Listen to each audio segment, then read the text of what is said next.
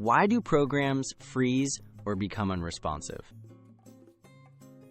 Programs can freeze for many reasons, such as running out of memory, software bugs, or conflicts with other applications. Sometimes, running too many programs at once can overwhelm your computer.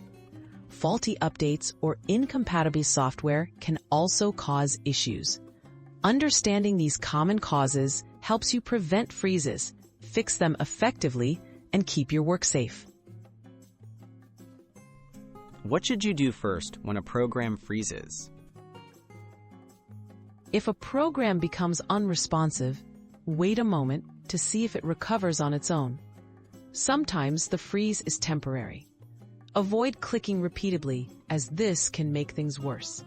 Instead, try to save your work if possible and close other applications to free up resources. These initial steps can help your computer recover without further action. How do you safely force quit a stuck program? If waiting doesn't help, you can force quit the frozen program. On Windows, press Ctrl, Shift, and Escape to open Task Manager. Select the problem program and click End Task. On Mac, press Command, Option, and Escape.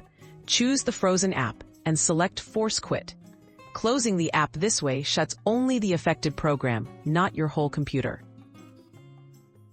Will you lose data when force quitting a program? Force quitting may cause unsaved work to be lost. Many programs save backups automatically, but it's not guaranteed. After reopening the program, check for any automatic recovery or temporary files.